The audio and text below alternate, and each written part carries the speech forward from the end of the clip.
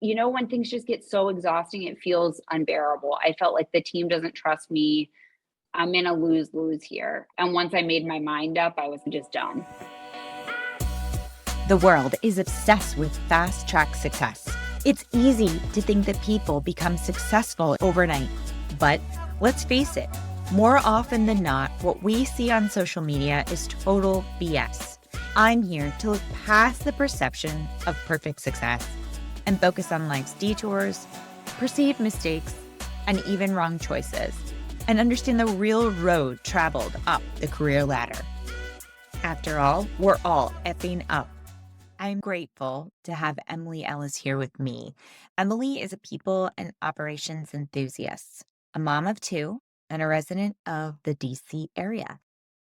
She's currently the head of people at DriveWealth, an innovative FinTech firm, and this position represents a major pivot in both role and industry. Emily received a BS in political science from Elon University. After graduation, she spent nearly 3 years at Living Classrooms Foundation. Following that experience began Emily's over 10-year journey in operations for tech companies like Living Social, 2U, Social Code, and Lyft. In addition to day jobs, Emily co-founded an app, Posey Fertility, to support women and families navigating fertility struggles. Posey was created and designed to remove some of the stressors and complexities that often go hand in hand with fertility treatment. I'm excited to have Emily here today because her story is classic and relatable. It showcases pivots, discovery, and frankly, just trying to figure it out. She's wildly successful because of all of these experiences. I've known Emily just under a year. We were introduced through a mutual contact when Emily was just about to accept the DriveWealth role. She wanted to pick my brain on HR and get my input on what it would be like to take on the executive responsibility of the people function for a company.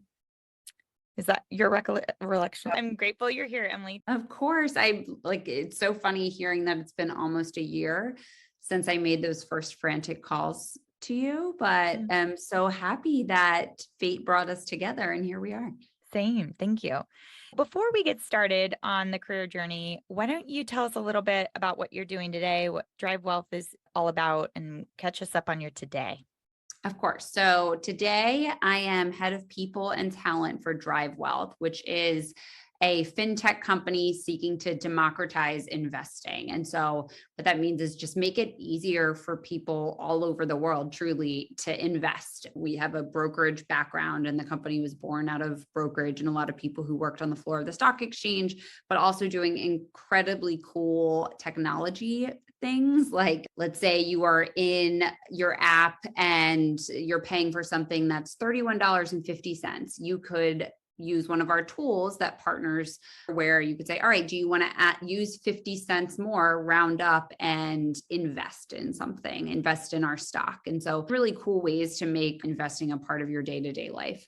And if it sounds like I'm still trying to figure out what we do as a company, that would be correct. But I do try and keep people engaged and happy. And so that I do well. Well, you're in HR, so as long as you're taking care of the people, it's all that matters, right? Exactly.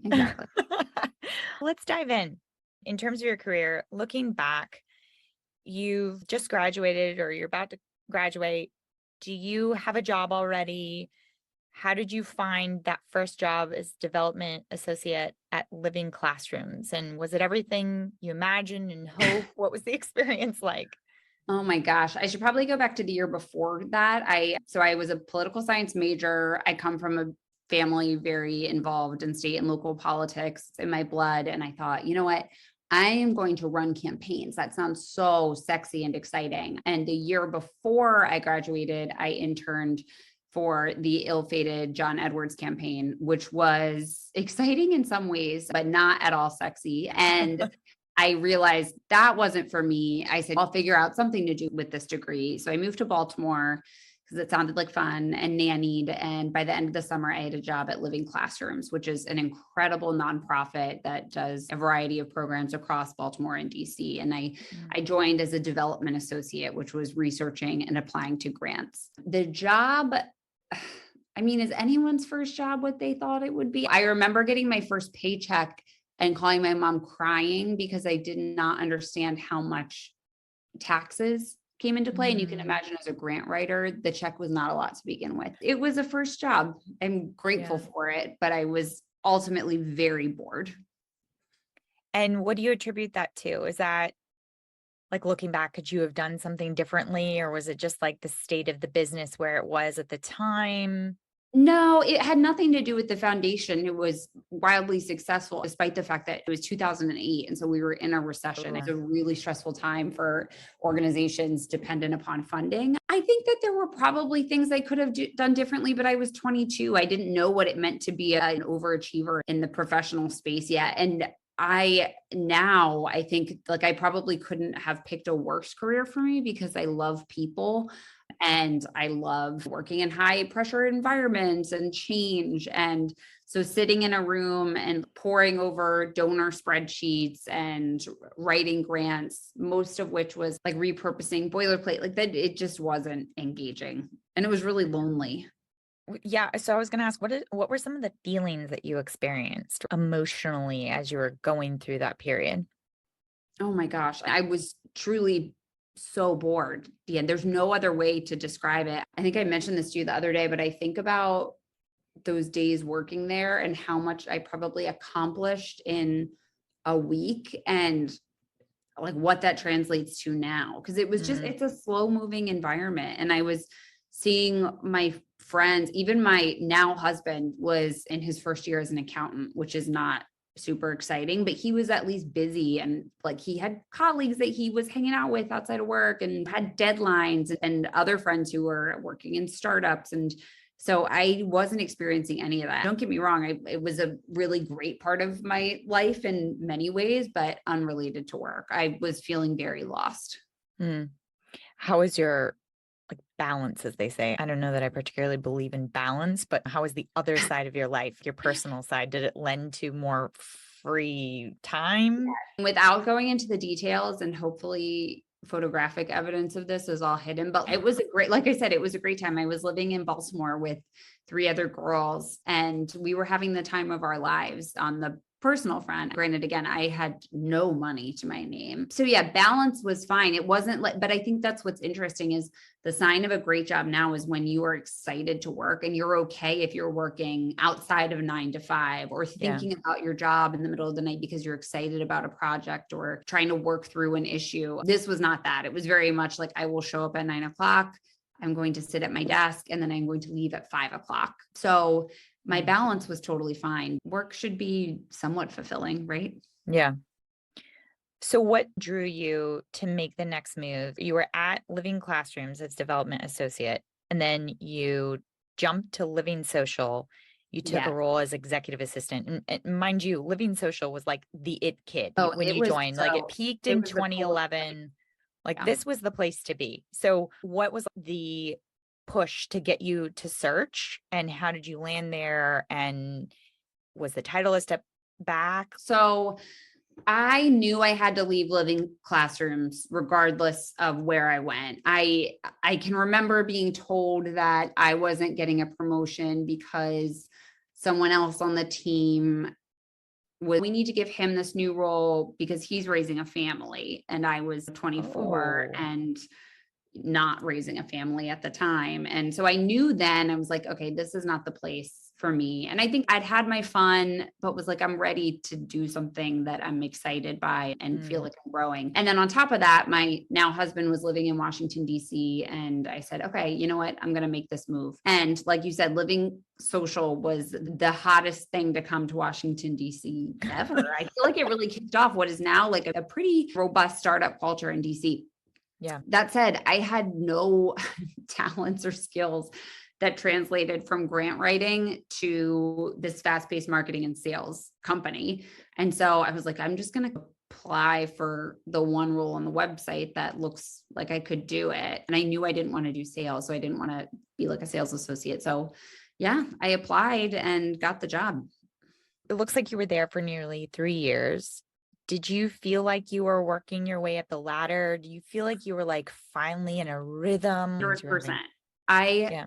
loved my time there until the very end. I loved working there. I was really good at the job. It was definitely stressful, but I was good and I was recognized for that. And so I pretty quickly moved from being the executive assistant to our head of sales to I was on the low end of the rung with sales operations, but helped build out the sales ops function and was recognized for that along the way. It was just such an awesome experience. And not only because I liked the work that I was doing, but it was an education being at a startup like that where I joined as things were really off to the races. It was crazy things that the company was doing and how fast it was growing. In some ways, not so smart, but still seeing that and then seeing when there was a change in the tide. That was an experience too. And I'm happy I got out when I did. And I benefited so much for so many reasons, but it was an education, like things like, oh yeah, that probably wasn't a great pivot, or it was really cool. Do you remember the time frame of when the tide, so to speak, started changing and when you started, like in comparison to when you felt like, okay, this isn't working for me anymore, I need something else?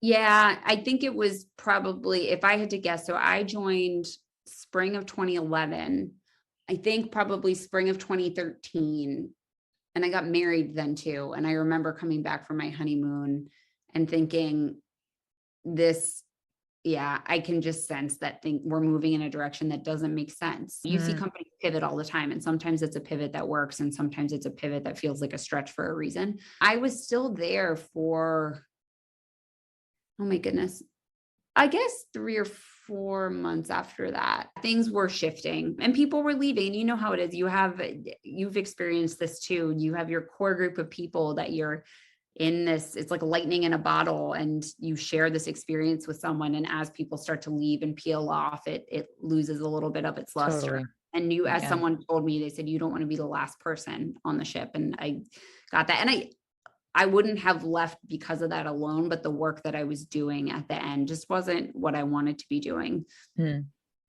Okay, so from Living Social, you jumped to 2U. And I know from speaking to you previously that this was a bit of a unique change for you because it brought in the managerial aspect. Talk to me about that experience, the deep dive into management. And was it easy? Was it Oh my awesome? gosh, Was it? no, I don't understand the people who were like, I am managing a huge group of people for the first time and it's a piece of cake. Absolutely not. I joined 2U. And at that point, I had only ever worked at a nonprofit and then a really rapidly growing startup. And 2U was definitely a startup culture in the ed tech space, but it was a big company and it was run like a grown-up company by the time I got there. So that was a learning curve in and of itself. I joined and was, gosh, I don't even really remember what my job was, like a program manager for the admissions and enrollment teams. And these teams and like application coordinators. And so 2U, super cool company doing really neat things in the higher ed space. The team that I was brought on to manage was like the black sheep of this company. They were doing such critical work that our school partners really valued because we had to adhere to all of these regulations at the federal level. For each of the school had their own specific things that they really cared about. And so every person who applied to one of their programs, and this is like Yale, USC, we had so many, Berkeley, amazing. So super, super tedious, really important, hourly employees, and they were extremely disrespected. No one knew what they were doing. And so and no one explained that to me. I don't know how you would explain that in a job interview, but as soon as I got there, I was like, Well, you oh. wouldn't have taken the job. So why would Exactly. you It's like, I get like, and I can totally say this. I was like, I want to be with the cool kids. And I was very much not. And granted, this team that I was brought in to be a part of, they were super cool and very smart and very skilled. But understandably, there was a pretty big chip on the shoulders of everyone, eventually myself too. That said, I really nerded out and found my way to be, and there's a lot of inefficiencies in what was being done. And that is like my bread and butter. And so I got in there and became really close to a lot of the people on like the Salesforce teams, our internal product teams, school leads, like they would bring me to meetings with school leaders and whatnot. That was really fun. But very quickly, I went from having never managed a single person in my life to the head of the department retired, Susan, who's wonderful, and I still consider her a mentor. She retired. And so they said, okay, Emily, you're going to run this team. I was thrust into this role of managing 30 people who were already, they'd been shuffled around a lot. They didn't have respect from their colleagues. They were very deadline driven. And so there was a lot of, well, why isn't this done? And then we'll circle back to you next time. We need to bug you about why something isn't done. And so it wasn't great. And they were working with tools that were not great and or supportive of what they were trying to do as well. Yeah, I was focusing a lot on the operational side of the job, which I took on because I liked it and was good at it, and was constantly pulled back because of HR issues. And like I saw everything under the sun. And there was a lot of the team had never been performance managed. And so there was a lot of behavior that had just been allowed. And so I'm this girl who comes in and is trying to build out process. And as you can imagine, that did not go over well. Everyone loves process, right? Exactly. And it was overwhelming. Like I would just at night be like, I can't go to work tomorrow because I can't bear to have another one of these conversations that I hadn't been trained to deal with. And I was really thrown into the deep end when it came to leadership. And so I felt like I have no choice but to leave. There's literally nothing I can do at this point but leave. And maybe if I leave, this team will get the people leader that they deserve. That last statement makes it sound like you were feeling like you were failing. Did you truly believe it was you? I don't think so. No. And it sounds self-serving and it shouldn't, but no, I think that this team needed a really skilled people leader. Like in hindsight, and I think about this all the time, like what it would have been like if I stayed, because when I said I'm leaving, they were like, please stay, we'll get you whatever you need. And I felt like if I leave, this will force the rest of the company to pay attention to this team and invest in them. And so if I had said, you know what, I'm going to stay, but I need headcount to hire 2 leads under me, and they're going to take on the brunt of most of the people management, then yeah, I could be in a very different place today, career-wise. And I really did love the company, and I liked many aspects of that job.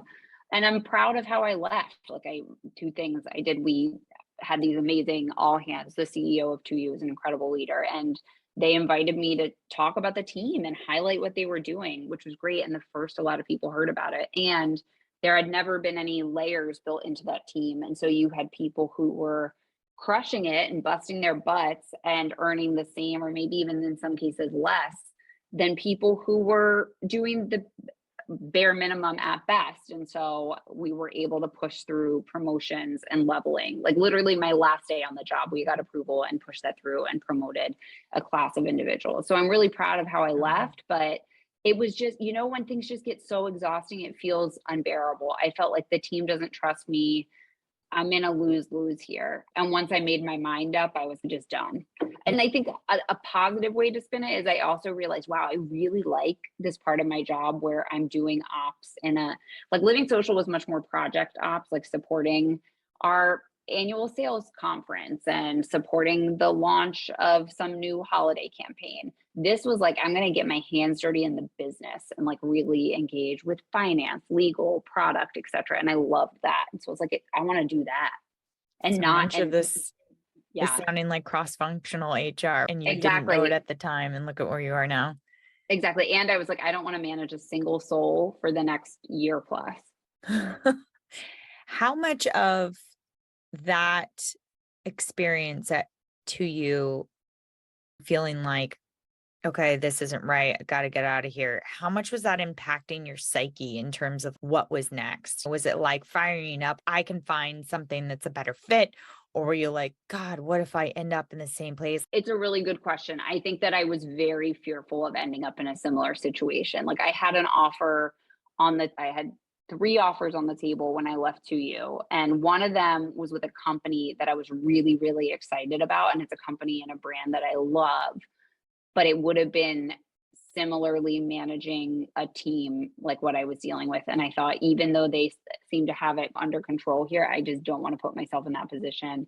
The other one was more similar to Living Social, where it felt like there was a lot of really cool energy and the role would have been great, but I was like, I don't feel like there's necessarily a future beyond 2 to 3 years with this company. And then the third one, Social Code, was a role exactly what I wanted to do. The expectations were really clear. It was like a senior level IC ops role. And I said, that's for me. So So you're several years into your career at this point. Let's say you're mhm. 3, 6, like Yeah. 8 years into your career at this point, like post college. Are you feeling like you're on the right track? I feel like I was still considering it super early because again, living classrooms was such a period of trying to figure out what do I want to do with my life. Living social was just drinking from the water hose in the most fun sense for 3 years. And then 2U, similarly, again, was like a year and a half that went by like that because it was so busy and such a crash course on things that I did not expect to be getting a crash course on. So with social code, I can remember feeling, okay, stability. Like I am going to lean into this and just be here and learn as much as I can. And like business operations is what I want to do. So that almost felt like a restart. So you joined Social Code, Director of Business Operations, and you're there just over 3 years. But during Yeah. that time, you also decide to start an app. So you're working full time and then working full time on top of that, basically to develop an app. Talk to me about that. How did you keep it together?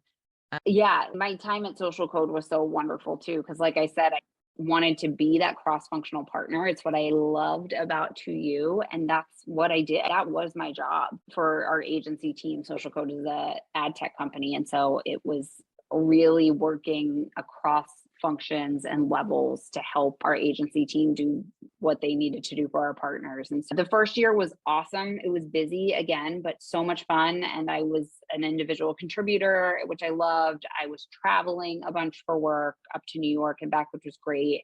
And during that time, I turned 30. You can appreciate this. As many women, I think, assume, especially if you're perfectionists like I am, I was like, okay, I have a plan. I'm crushing it professionally. I turned 30. I am going to start my family now. Like, I think in my mind, it was like, okay, 9 months from now, I will have my first child and then I will go on maternity leave. And Yeah, it's like the calculations begin. yes, exactly. I Mhm. can remember coming home. I was asked to be maid of honor at my best friend's wedding. And I remember coming home and saying to my husband, okay, so if we have our baby, then I can still plan the bridal shower and probably go on the bachelorette. And he was like, I'm pretty sure the stars have to align very perfectly for you to get your life. And we have QBRs this week. That in and of itself was a really great lesson in how futile planning can be when it comes to things like that. And a great lesson in patience. We tried to have a baby naturally for a while. Luckily, early intervention showed that it was probably going to be much more difficult for us. I had my job, which I really loved, but thinking about fertility was pretty all consuming. Luckily, I'd probably been at Social Code for a year and a half. My Posey co-founder is a colleague from Social Code, and I don't remember how it came up, but we were working on a project together. She was the head of sales at the time. And I think we were working on a huge overhaul of our Salesforce CRM.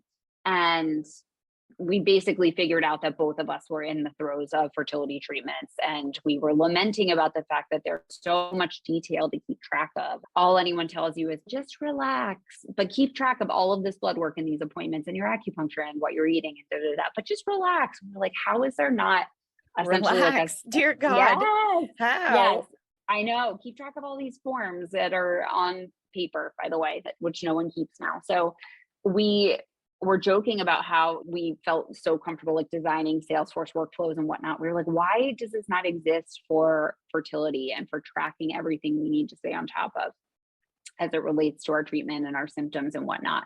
And so we decided just in our quote unquote spare time to just map out, okay, if we were to build this app, what would it look like? And so we did wireframes essentially for that. And this was over the course of a very long time as our schedules permitted, went from wireframes to building out a pitch deck, to doing market research, to surveying friends and family, to hiring a developer who built the app, and then doing pilots and whatnot. Posey was really built out of, I think, a need for control in a really stressful situation. So you're working full time. You're working on this app. You're still working on your fertility. How much was your personal state affecting your professional state, and how much your professional state was affecting your personal state? It sometimes feels like you have to choose one or the other, that for them to be aligned all the time. Is it really possible? It's a good question. I think that I'm pretty good at compartmentalizing. I say that, and I've always been someone who, again, since like 2010 on, have often found myself working evenings and weekends when I'm really excited about something. And I've been so lucky to work for companies where I am still extremely good friends with people I worked with 10 years ago. And so there's always that bleed. But in general, I think I'm pretty good at compartmentalizing feelings if it's from the workday into personal life and vice versa. That said, like, you would have to be superhuman to be able to receive a call that your recent IUI didn't work at 2 p.m. in the middle of a work day. And, God, that's rough. it's hard. I know. And so of course you like go into an office and try and get yourself together. And it's just a distraction. It's such a distraction. It was not a fun time, but I do feel lucky that in addition to Caitlin, I had other colleagues. This was all while I was at Social Code who were dealing with the same thing. And it was eye-opening too. And the sense that social media and the arts make you think that it's easy for everybody. And that's so not the case. And I'm happy that's changing. It sounds like that the app has really been like catharsis for you during times, like you said, you just needed some control. That's this podcast for me. I needed some cathartic exercise to help me get through a rough time, and that can be really valuable. And it looks like it's still active today. It is. It's active today. We just completed our first pilot with a fertility clinic out in the Bay Area, and Caitlin and I are both working moms of two and like very high stress jobs. And so we're plugging into Posey when we can. It's not as much time as I would like, but we always say, listen, if the only thing that came out of building this app, or the only two things that came out of building the app are, like you said, catharsis, and then just the learning experience of how hard that is, then that is still such a win. And we'll see. We ideally would love to find a forever home for Posey with a clinic that can utilize it for patients, but I think that's probably a little ways off. We'd like to make some improvements along the way. Listen, progress is progress. And it sounds like you've done great work. So let's shift back. You were at Social Code. And then the next move you made, you went to Lyft. And this feels very like living social time again. Like you joined Lyft just prior to the company going public. Again, feels like it was one of the it kids, big name in tech, widely known. Did it feel great to add that to your resume? It was a crazy time. I was not looking for a new job. I really liked my job at Social Code. Like I said, I liked the people I was working with a ton. I was introduced to Steve Taylor, the then regional director for the Mid-Atlantic, who hired me through a friend. And again, I wasn't looking. When I first talked to him, I think I was 4 months pregnant, and didn't tell him that in our first conversation. I said, listen, if this goes any further, I'll obviously reveal this. And so conversations progressed. And I said to him eventually, listen, before we go any further, I want to make you aware that I think I was then like 6 months pregnant. And he said, if you were the best candidate for the job, you will be hired. And like already I was like, okay, that's incredible. First of all, because Lyft also by US standards has pretty amazing parental leave policies as well. And so I got the offer, and part of me was like, am I insane? I'm about to have my first child. I'm going to leave a job that like at this point I could pretty much do in my sleep. Like it got to a point where I'm like, okay, QBR time, budgeting time, bonus time, hiring, you know what I mean? Like a good rhythm. Exactly. But I talked to another mentor, Allie Weitzman, who said, listen, if you don't have a job that excites you when you go back from maternity leave, you are going to cry and wonder, why am I even here and not at home with my baby? And I thought that was such powerful advice. God, that's good advice. Right? I thought so too. And I was like, okay. And so I did it. I knew nothing about transportation. The other thing she said to me that I thought was super helpful was I had always been in these ops roles in some way, shape, or form where it was a little bit of firefighting here and there. And I'm good at that. But she's like, I think that you need to go down a path, or you're just choosing to always be that firefighter. And so I took this job to be the ops manager, which was really driver facing, which I thought would be interesting. So I started rolling up to these driver rental and service centers, 7 months pregnant, and introducing myself to people. At this point too, so at Social Code, by the time I left, I was managing 3 people, and I loved that. It was a team that I built. And at Lyft, it was a huge team. I had leads under me who were fantastic. And it was fun. And I feel like I hit my groove there of being a leader, like management, sure, but like leadership and what that means. It was great. I loved working at Lyft. I loved the team there. I went out on maternity 2 months after I started. Yeah, I was going to say, talk to me about that. So you joined November 2018. You had your first child early 2019. Yeah. And then you were, looks like, promoted to general manager. What was it, 11 months later or 10 months later, something like that? Yeah. Someone suggested I apply for this role to be the GM for Washington, D.C. And again, I was really scared, but did it. And it was a lot of fun for the 1.5 months until COVID hit. And that was really something. I think every company went through some form of this. A few months in, Lyft had to make some pretty tough decisions and cut employees, and my role changed pretty dramatically. They removed the layer of GM. They asked me to pivot and move more into market operations, which was essentially the GM role, but doing more around logistics and strategy, things that I had never, ever done before. I was taking over a brand new team, but I was grateful to have a job. And it was cool. Again, just like another opportunity to really come in and beg ignorance and say, I don't know what I'm doing, but teach me. And doing that in the time of COVID, where we really had to be creative, taught me so much. And then that takes us to current state.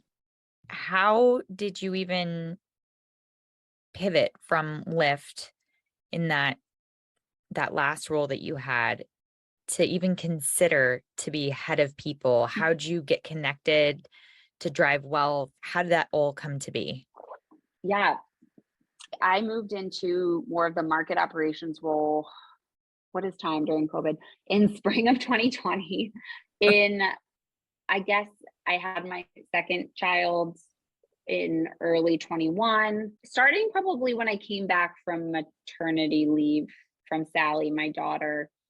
Things were shifting. We were in this stagnant state with COVID. I think Lyft as a company was understandably trying to figure out where they were investing. So a lot of the work that I was doing was on pause. And it led to a lot of time for self-reflection and thinking. And as I mentioned with living classrooms, I was just bored. And luckily I had the experience of the alternative to being bored at work. And I was starting to just, not to use a COVID buzzword, but languish. And I was working from home. So I didn't even have the benefit of being in an office environment where I'm getting energy and ideas from my colleagues who I really liked. So it wasn't great. The benefit I think that came out of that time is I really leaned into how to be a great leader, not just for the people that I was managing, but outside. I won a 5-star manager award. And Awesome. because of that, was put into positions to lead our global mentorship program, to kick off this leadership development program the company was investing in. And I was finding ways to stay busy and to keep learning. And all of it was around people. And Lyft very generously set me and some of my peers up with an executive coach who I really utilized to help me think about what do I want to do next. And I realized the things that I liked about all of my previous jobs were, again, some of those more people-focused programs like mentorship, but also the tactical side of running a people team. How do we think about levels within the organization? How do we budget for hiring next year and not overhire or underhire and have people running out of bandwidth? All the operational aspects of the people side, which you were a pro at operations and you love the people side. And that was like, oh, wow, this is coming together now for me. Exactly. And after really learning about management and leadership, the kind of gradually after 2U, I realized that I really like to run teams and I think I'm pretty good at it. And so all of that came together and I decided to just start applying for people roles and seeing what's out there. And coincidentally, as I just put out feelers to folks saying, hey, I'm thinking about exploring this. Let me know if you know anybody looking, was connected to someone at DriveWealth. I think they had posted a learning and development position, which wasn't exactly what I was looking for, but it's sure, I'll talk to them. And this woman I connected with, Liz, said, think bigger. What would you think about running our entire people function? And yeah, as you know, because you were one of the people I spoke to, I was scared shitless. I hope I'm allowed to say that. I was so scared. I was like, I don't know anything about employment law. You were like, it's fine. Just show people that you care and that you're genuine, and you're 80% of the way there, and the rest you can learn. And yeah, that's where after a lot of conversations, I made my way to DriveWealth, and I've never worked harder, which is really saying something, but also am just so invested in the company and the people and the job. As you're joining the company, did that feeling of, I don't know HR 100%, did that feeling ever leave? Do you struggle with imposter syndrome? Oh, no, absolutely. All the time. I tried to make it abundantly clear coming in what my background was and what it wasn't. But yeah, we had to navigate some tough situations over the summer, for example. And I was so happy I have people on my team reporting into me who are able to navigate these things, and I can weigh in and of course advise strategically, but they've been through this as well and know the ins and outs from an operational standpoint in some of the areas I don't. And that said, I also can weigh in on some of the ways that I have run programs or budget processes or whatever in the past that maybe they might not know. And so I just try and remind myself, I may not know these things, but I also bring these other things to the table, and they hired me for a reason. But for sure, I think everyone deals with imposter syndrome. Do you feel successful? I do. I think so. I mean, yeah. How much does knowing people and being networked matter to your career?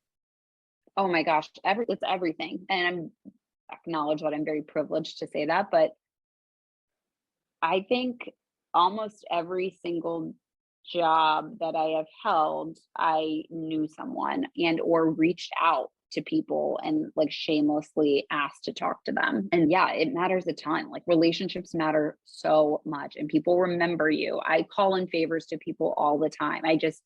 There's an amazing person you should look up online, Molly Graham, who's an incredible speaker about scaling startups. And I have begged her to come talk at the last 2 companies I've worked at because I'm just lucky enough to know her. I'm a big believer in always reaching out to people and keeping up relationships. Going back in your career, like starting with your very first job, would you have done something different, or do you think? No, I don't think so. Because again, I think a first job, like I wasn't one of these people who went to college knowing I want to be a doctor, I want to be a lawyer. I had no idea what I wanted to do. And having that job taught me a lot about life, first of all, and what I didn't want in jobs moving forward. And I needed a paycheck to be independent from my parents and get to live in Baltimore and have so much fun. No, I don't think I would have done it differently. I maybe would have left sooner.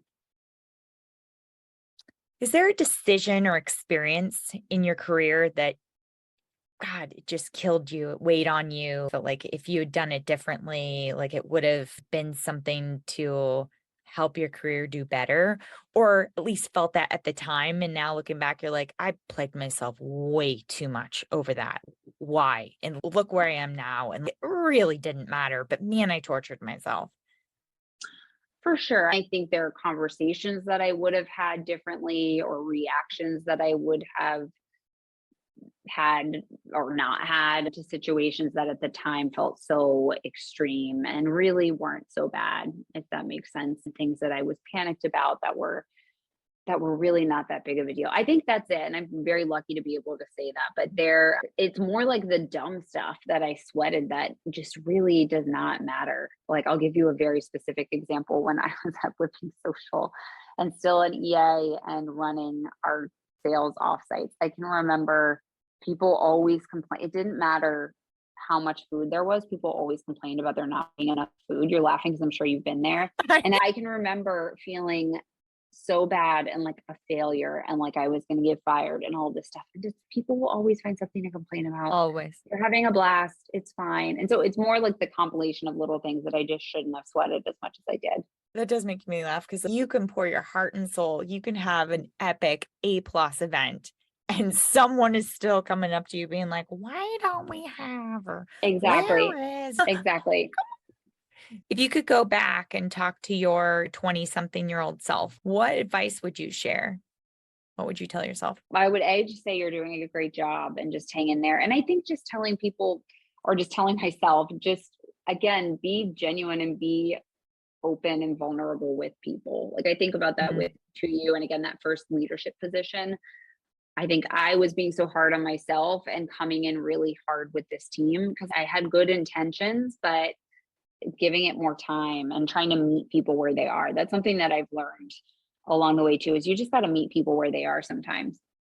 Yeah. Emily, thank you so much. This was fantastic. It was lovely to be able to go over your Yeah. career journey with you. Clearly, you're highly successful and you had what you, I think, would consider bumps along the way, like the low points, like that first job where you're like, this is not right. You were bored, but you figured it out. You got there. And that's the whole point of effing up is those effing up moments are Yeah. moments and they're really not as crucial as they feel at the time. So I'm thrilled that you were able to share that experience with us and help to normalize the struggles and humanize the career experience. Of course. Thank you so much. You were so good at this, and this was a blast. We're going to jump to rapid fire. How do you define success? I very much buy into a lot of the woo woo health stuff. And so for me personally, I define success by like, do I feel energized in a given day? So this isn't necessarily, I think it's related to job, but also personal life. Like I try and stay tuned into that. What is going to make me feel good in this moment, which Mm, sometimes means in the middle of meetings, like getting up and going for a walk around the block because I just know I need fresh air and movement. Or I feel like I need to push this call back a day because no one is mentally in the right headspace. And so we're mm, going to do that because that feels right. And so I think that's it. Like, am I energized today? mm. Dream job as a child. Being a librarian because I love to Oh, read. that's adorable. What is your path not taken? Oh man, that's a good question. I think the one that this is like a not exciting answer, but I think a lot about it if I had stayed at 2U and tried to make it work with that first team. Also, though, a more exciting one, when I was working in campaigns in college, I was offered the chance to take a semester off and go work for this presidential campaign in Iowa. And my parents were like, oh, you should do it. You'll never regret doing this. And so I think about that sometimes too. Mm. If you could switch jobs with anyone, I think a lot about, because again, I'm very into wellness and whatnot. I think about going into nutrition or kinesiology. I think that would be super cool. remote or in-person work? What's your preference? And this is a cheater answer, but 3 days a week in the office, 2 or 3 days a week. I Hybrid. love being, yeah, hybrid. I like love to be around people, but there's something nice about being able to be home a couple of days a week. What's the item on your desk that you can't live without? Oh my gosh, multiple notebooks. If you could see my desk right now, I have so many notebooks. I love to make lists. Word that drives you nuts. Oh my God, there are so many in the startup space. There was one that I really hate that someone I worked with at a previous company used to say. It's going to drive me nuts. I'm going to text you in the middle of the night when I think about it. But any of the jargon, like, you want to circle back to, which I'm guilty of too, like all of those startup phrases, as per Mm, my last email. yeah. What actor would you have play you in a movie? Oh my gosh, that's a really hard question. I feel like there's no right answer here because if I say something, like if I said, oh, well, Julia Roberts, like, I don't I know. mean, that's a I will say classic choice. I get a lot of Andy McDowell from older generations, like Mm, my parents' friends, but I don't know, like age wise, I wouldn't really work out. I don't mm. know. I'd love to hear that. All right, last rapid fire. What is the company on your resume that has turned the most heads, or said differently, what company makes other companies and recruiters want to talk to you? I feel like a lot of them for different reasons because they're all in very different exciting spaces. Lyft for sure has like big name brand recognition. Living Social, if people are familiar with the Daily Deal craze, they're like, oh, Yeah. what was that like? Mhm. That and then if they go way back and see that I worked for the John Edwards presidential campaign, they have a lot of questions about that. And I have some funny stories about that I can tell you offline. All right, Emily, thank you so much. It was lovely to be able to go over your Yeah. career journey with you. You had what you, I think, would consider bumps along the way, like the low points, like that first job where you're like, this is not right. You were bored, but you figured it out. You got there. And that's the whole point of effing up. Those effing up moments are Yeah. moments, and they're really not as crucial as they feel at the time. So I'm thrilled that you were able to share that experience with us and help to normalize struggles and humanize the career experience. Of course. Thank you so much. Thank you for listening to today's episode of Effing Up. I'm your host, Deanne Reiner. If you enjoyed today's episode and you'd like to help support the podcast, please subscribe on the platform you use to listen to podcasts. Share Effing Up with others, post about it on social media, and or leave a rating and review. Until next time, count your perceived failures as part of your path to success. After all, we're all effing up.